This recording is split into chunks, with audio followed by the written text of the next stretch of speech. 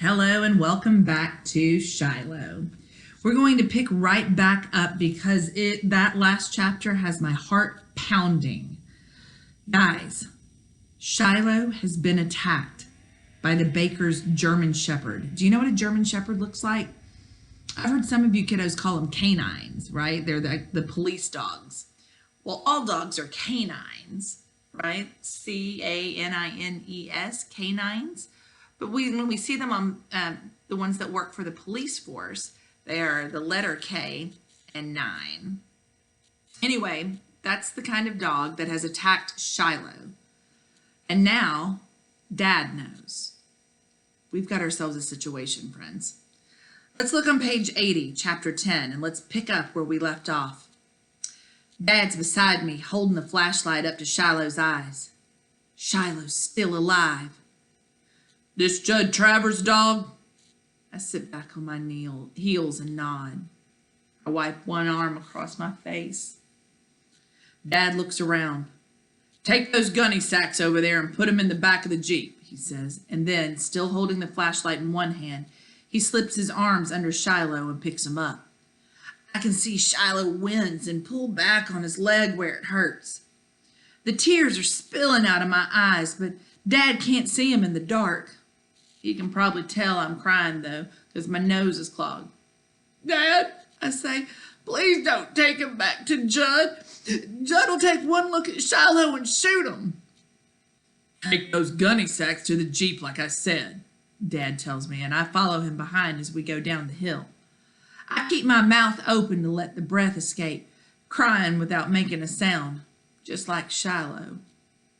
Ma's watching from inside, the screen all covered with June bugs where they'd been buzzing about the light. There Lynn's up, standing there in her nightshirt, watching. What's it? What's he got? Lynn says, pestering Ma's arm. A dog, says Ma, and then she calls out. Ray, is it still alive? Just barely, says Dad. I put the gunny sacks in the Jeep, and Dad carefully lays Shiloh down. Without waiting to ask, I crawl in the Jeep beside Shiloh, and Dad don't say no. He goes in the house for his trousers, those are his pants, and his keys. And then we're off.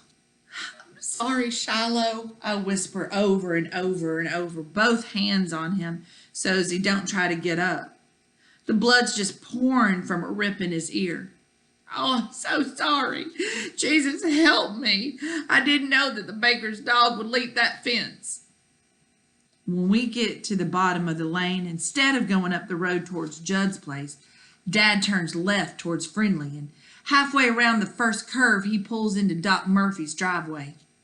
Light's still on in the window, but I think old Doc was in bed, because he comes to the door in his pajamas. Ray Preston? He says when he sees Dad. Well, I sure am sorry to bother you this hour of the night, Dad said. But I got a dog here hurt bad, and if you could take a look at him, see if he can be saved, well, I'd be much obliged. We'll pay.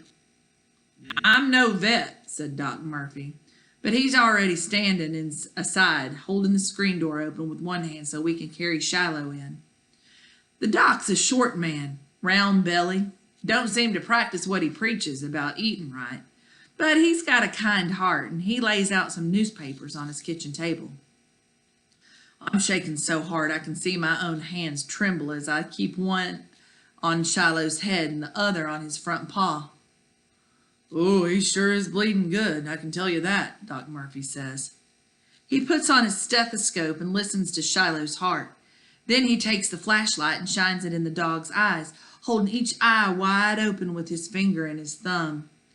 Finally, he looks at the big, ugly wound on Shiloh's hurt leg, torn open right to the bone. The bites around Shiloh's neck and the ripped ear. I turn my head away and sniffle some more. I'll do what I can, Doc says. The thing we got to worry about now is infection. This leg wound is going to take 20, 30 stitches. What happened? I figured Dad would answer for me, but he don't. He just turns to me. Marty? I swallow. Big old German Shepherd chewed him up. Doc Murphy goes over to the sink and washes his hand. Baker's dog? Every time that shepherd gets loose, there's trouble. He comes back to the table and takes a big needle out of his bag, fills it with something. Something to make Shiloh numb, maybe. This your dog, son? I shake my head. No. He looks at me and then at Dad. Dad still won't say nothing. Makes me do all the talking. While the doc leans over Shiloh and slowly inserts the needle in his side, I get up my nerve. It's Judd Travers, I tell him. I gotta start practicing the truth sometime. Judd Travers? This is the dog he's missing? How come you brought him in? I had him, I say. Doc Murphy sucks in his breath and then lets it out a little at a time. Woo, he says, and goes on about his work. I don't know how long we're there in Doc's kitchen. Dad standing over against the wall, arms folded. Me with my hands cupped over Shiloh's head while Doc Murphy washes the wounds, dresses them, and starts stitching the skin back up. Once or twice I feel Shiloh jerk like it hurts him. But when he lays too still, I don't know if it's because he's numb or he's dying. The next 24 hours we'll know if this dog's going to live, the doc said. You check with me tomorrow evening. We'll have some idea then. I can keep him here for a day or two, Ray. Then if he makes it, you can take him on home. I put my face down near Shiloh's again, my mouth to his ear. Live, Shiloh, live. I whisper. Hardest thing in the world is to leave Shiloh there at Doc Murphy. The way his eyes follow me over to the doorway, the way his muscles move, like he's trying to get up when he sees me leaving. Second hardest thing was to crawl in the Jeep with my dad afterwards. There isn't a word passed between us till we get home. Once Dad turns the motor off, though, and I'm all set to get out, he says, Marty, what else don't I know? What? I ask. You keeping Judd's dog up there on our hill. Got a place for him all built. Never letting on. What else are you keeping from me? Nothing, Dad. Well, how do I know that's not another lie? Because it's not. You saying so don't make it true. I know then what Mom meant. But it's not all so black and white as Dad makes it out to be, neither. And sometimes when I get mad, it clears my head. Would you have thought more of me if I'd let that dog wander around till Judd found it again and kicked the daylights out of him, I asked? Is that what you want me to do, Dad? I want you to do what's right. Well, what's right? For once in my 11 years, I think I have my dad stumped. Leastways, it seems to be 30, 40 seconds before he answers. You've got to go by the law. The law says that a man pays money for a dog, that a man that pays money for a dog owns that dog. You don't agree with the law, then you got to work to change it.